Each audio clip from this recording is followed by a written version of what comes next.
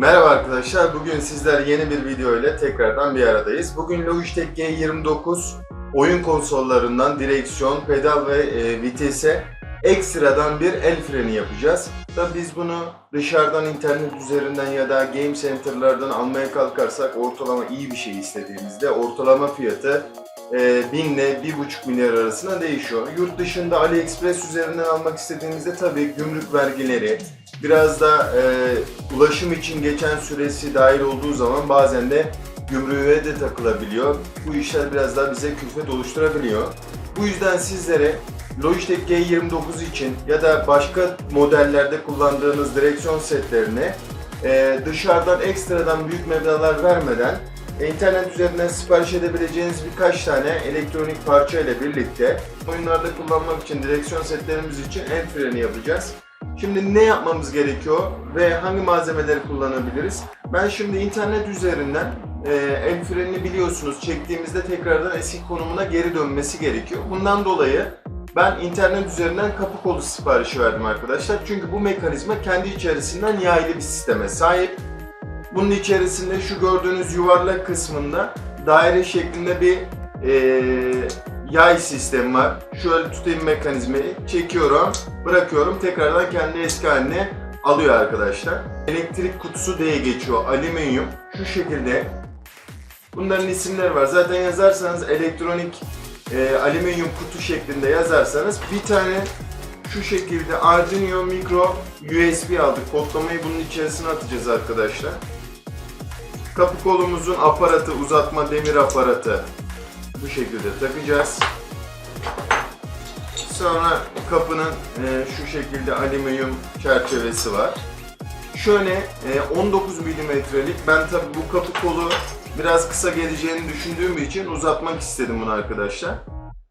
Bunun çapı 19 milimetre. Aynı bu şekilde şöyle söyleyeyim, balkonlarda alüminyum korkuluklar yapıyorlar ya da balkon kaplama falan yapıyorlar. Bunu oradan bulabilirsiniz. Uzatma için alüminyum 19 milimetrelik bir profil aldım arkadaşlar. İçi boşluklu bunun. Bunun üzerine geçireceğim. İstediğim ebatlarda uzatacağım. Tabi bu uzatmayı yapabilmemiz için bu şekilde bir yüzük lazım. Yine bunu internet üzerinde yazarsanız 19 milimetrelik alüminyum profil uzatma şeklinde, yüzük şeklinde geçiyor. Sonra bir tane de elimizde potansiyometre var arkadaşlar. Yani ayarlı bir direnç, potansiyometre. Bunların bağlantılarının nasıl yapılacağını ve nasıl uygulamamız gerektiğini göstereceğim sizlere arkadaşlar. Çünkü el frenini çektiğim zaman istersem elimi şu şekilde koyup dinlendirebilirim. Yani şu bölgeyi de, gereksiz olan bu bölgeyi de aktif bir şekilde kullanma taraftarıyım. Vitesim de hemen yan tarafında olur. Şöyle şu mesafe benim için yeterli olacaktır. O yüzden ben sol tarafından yapmayı tercih ediyorum. Ve yaklaşık olarak bunu yerleştirirken şuralarında dikkat ederseniz kapı kolunun şu daire kısmında delikler var, hazır delikler.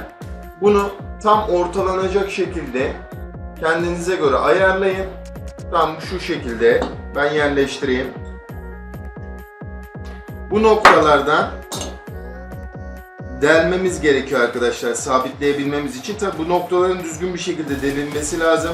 Sizler de tam ortalayacak şekilde kenarlarında bir kalemle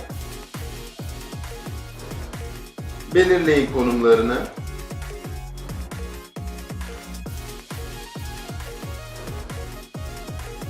Şimdi ben belirledim arkadaşlar. Şöyle göstereyim, gözüküyor mu bilmiyorum ama bu noktalardan deleceğim matkap yardımıyla. Daha sonra bunu sabitleyeceğim arkadaşlar.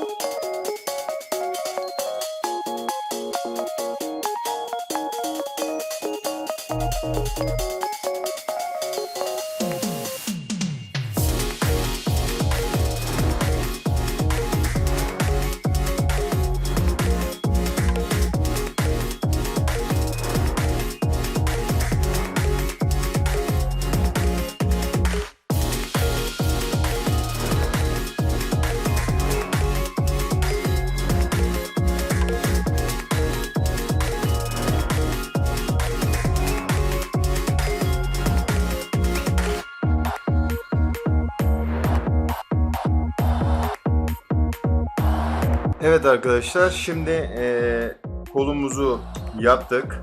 Buralardan vidaladık. Daha sonra etrafındaki yüzüğünü taktık görsel olarak daha iyi olsun diye. Şu şekilde. Kolumuzu içeriden sabitlemiştik. Şöyle. İç kısmındaki uzun barını monteledik. Onu da şuradaki alyan anahtarıyla sıkıyorum. Daha sonra karşı kısmına baktığımızda potansiyometreyi önce Japon yapıştırıcısıyla sabitledim yerine. Arkasından sıcak silikon yardımıyla etrafını iyice sardım ki hani bu kolu çektiğimizde sağa sola doğru bir oynama yapmasın diye.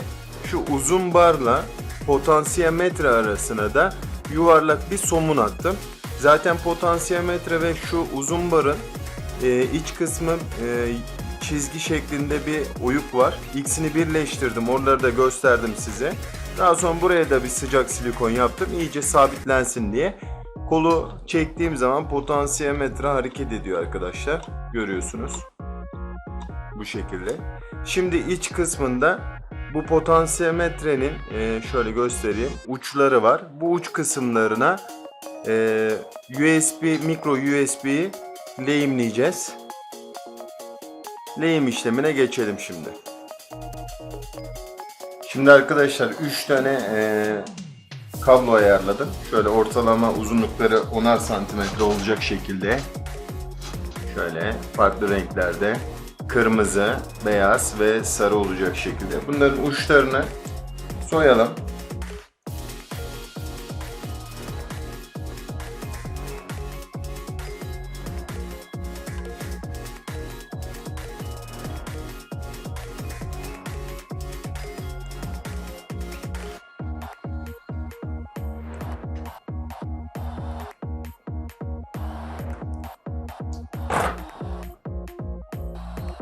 Şimdi bu kabloları potansiyometrenin uç kısmına lehimleyeceğiz arkadaşlar. şöyle gördüğünüz gibi şuradaki potansiyometrenin uç kısımlarını lehimleyeceğim. Potansiyometreye baktığımızda çubuğu uç kısmı bana doğru bakıyor. En sağdan lehimleyerek gideceğim. Renklerini de ona göre vereceğim. Siz de eğer yapmak isterseniz bu renklere göre uyarlarsınız kendiniz. Şöyle tutayım.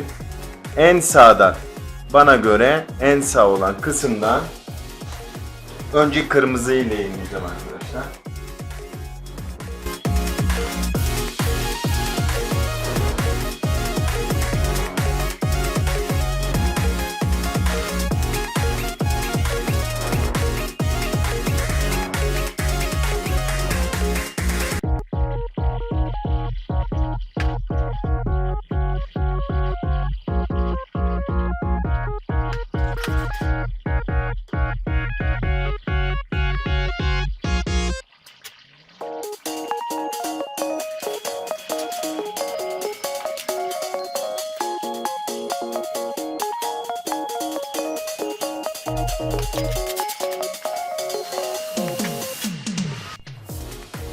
Evet arkadaşlar, elimde bir tane Arduino micro USB var. Kodlamayı bunun üzerine atacağız ama buradaki potansiyometredeki kablolarımızı da buna bağlamamız gerekiyor. Şöyle göstereyim elimi. Micro USB şeklinde geçiyor. Bunun iki çeşidi var. Dikkat edin. Doğru olanını alın. Alırken. Tabii dediğimiz gibi zoomlamada biraz sıkıntı yaşayabilir. Şöyle göstereyim. Pro Micro USB diye geçiyor arkadaşlar. Üzerinde de yazıyor zaten. Şöyle göstereyim tekrardan. Evet. Şimdi ben burada potansiyometremize farklı kablo renkleri vermiştim. Şöyle tekrardan göstereyim. En sağ taraftaki kırmızı, ortaya beyaz, en sola sarı bağlamıştım. Şimdi buraya göre baktığımızda sarı olanı Pro Micro USB üzerindeki GND slotuna lehim yapacağız. Kırmızı olanı yazıyor zaten 5 diye, 5 voltluk kısma lehimleyeceğiz. Beyaz olanı ise A0 denilen kısmı yine üzerinde var bu USB'nin, lehimleyeceğiz. Tekrardan söylüyorum. Sarı olanı GND'ye, beyaz olanı A0'a, kırmızıya 5 voltluk slot üzerine lehim yapacağız arkadaşlar. Arkadaşlar şimdi Google'a Handbrake Do It Yourself PC GitHub şeklinde yazdığınızda Google'ın arama çubuğuna şu en üstte çıkan GitHub için Brake yazıyor. Bunu tıklıyoruz arkadaşlar. Burada Clone or Download şeklinde bir yeşil kutucuk var. Bunu tıklıyorsunuz. Download zip diyorsunuz arkadaşlar şu şekilde. Bu daha sonra sizin nereye indiriliyorsa bilgisayarınızda indirmeyi yapıyor. Daha sonra şöyle göstereyim. Benim burada D klasörüm içerisinde indirilenlerdi. Sizin başka yere olacaktı. Şu şekilde şurada gördüğünüz üzere Analog Brake Master şeklinde bir WinRAR dosyası şeklinde geliyor. Bunu aç deyin. Tıklayın, dizine çıkart deyin. Nereye çıkartmak istiyorsanız masa üstünde bir noktayı çıkartabilirsiniz. Ben çıkarttım daha öncesinde. Tabi bunu kurmak istiyorsanız bir tane de Arduino, yani size şu şekilde uygulamalarınızı gerçekleştirebileceğiniz bir kurulum sihirbazı gibi bir menü verecek, yani bir uygulama verecek. Buraya WinRAR üzerinde çıkarttığınız kısım Analog Brake Master şeklinde geldi. Bunu açıyorsunuz arkadaşlar. Joystick klasörünü sağ tıklayıp kopyala diyeceksiniz. Daha sonra sizin Arduino'nuz neredeyse, benim mesela şuraya arama şeyine yazdım. Ya da şöyle de yapabilirsiniz. Bunu indirdikten sonra özellikler dersiniz. Dosya konumunu aç dersiniz. Burada benim Arduino'm buradaymış. Arduino, bilgisayarınızdaki Arduino'nun içerisindeki dosyaların bulunduğu, bu genelde program dosyaları içerisinde yer alır arkadaşlar. Zannedersem sizin böyle girdiğinizde program dosyalarının içerisinde burada olacak o Arduino. Benimkinde başka bir yerde. Şöyle. Evet. Arduino'ya geldiğinizde içerisinde library, kütüphaneler kısmı var arkadaşlar. Tıklıyorsunuz. Kütüphaneler kısmına sağ tıklayıp az önceki joystick, kopyala dediğiniz joystick'i bu kütüphanenin içerisine yapıştır diyorsunuz. Aynen burada olduğu gibi içerisinde yer alacak. Daha sonra kapat diyorsunuz, uygula diyorsunuz, tamam diyorsunuz. Daha sonra WinRAR içerisinden çıkarttığınız bu analog kısmını tıkladığınızda analog e-break diye bir kısım var. Bunu tıklayın. Bunu tıkladığınızda önünüze şu şekilde bir kısım gelecek arkadaşlar. Şöyle bir kısım gelecek. Burada önemli olan şu: araçlar kısmına girdiğinizde araçlar kısmında portunuz, tabi micro USB'nizi USB'ye, bilgisayar USB'sine bağlayın arkadaşlar. Arduino'nuzu Pro micro USB'ye, micro Arduino'yu bilgisayarınızın USB'sine bağlı olsun. Burada portunuz çıkacak arkadaşlar. Bunu aygıt yöneticisinden de bakabilirsiniz hangi portta doğru mu takılı olduğunu. Şuradan da Arduino Leonardo da diyebilirsiniz ya da şuradan Arduino Micro da diyebilirsiniz arkadaşlar. Bunu seçin. Yani Arduino Pro Mini. Bunu seçebilirsiniz arkadaşlar. Bunları seçtikten sonra aynen bu kısmı, şurada kontrol et kısmı var. Kontrol et'i tıklıyorsunuz. Birkaç saniye sonra şu alt kısımda tamamlandı diyor. Tabi bu sırada micro USB'nizi, Arduino USB'nizi çıkartmayacaksınız. Daha sonra şuradaki yükle kısmını tıklıyorsunuz. Yine birkaç saniye kadar beklediğinizde şurada tamamlandı diyecek. Sonra bunu kapatıyorsunuz. İşleminiz bitti. Ama USB'yi sökmeyin arkadaşlar. Sonra şuraya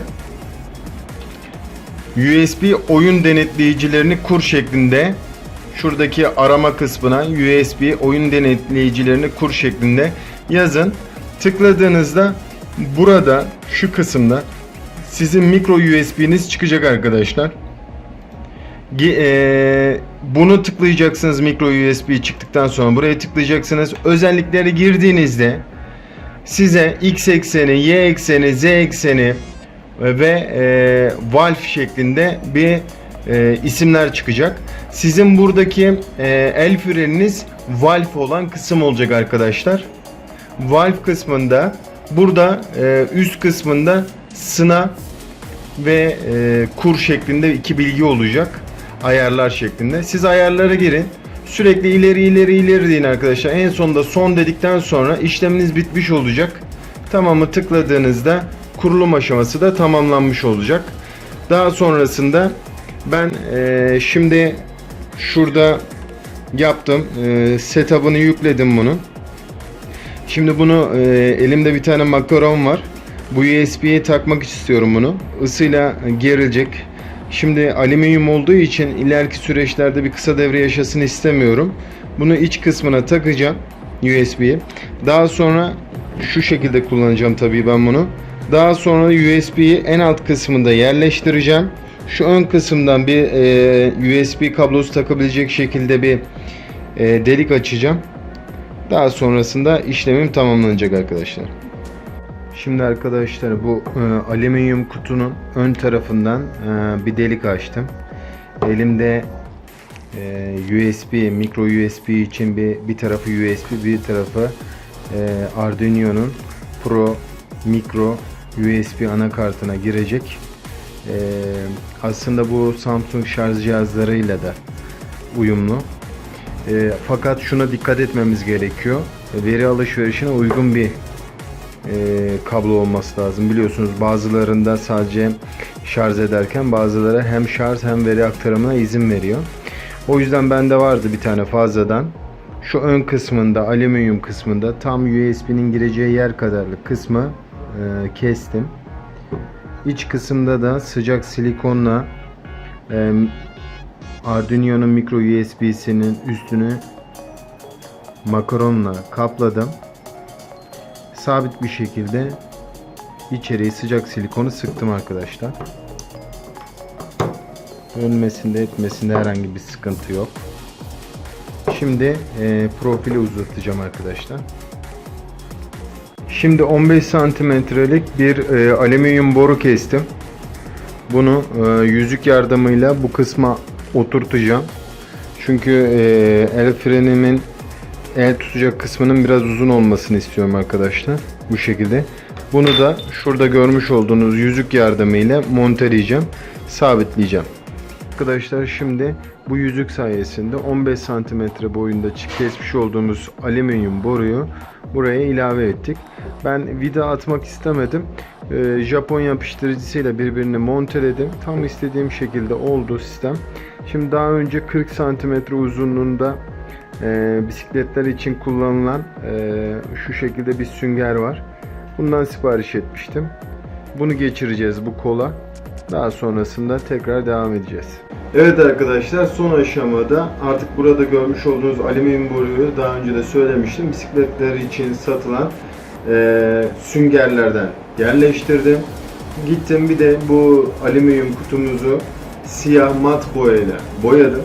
En son hali artık kullanılabilir şekilde bu vaziyette arkadaşlar. Tek yapmanız gereken USB bilgisayara takmak, USB gamer kontrolü çalıştırıp sistemi aktif hale. Herhangi bir istediğiniz oyunlarda Assetto Corsa olur, bu tarz oyunlarda ya da Crave olur, bu tarz oyunlarda el freni için kullanabileceğiniz mükemmel el yapımı bir oyun aracı oldu arkadaşlar.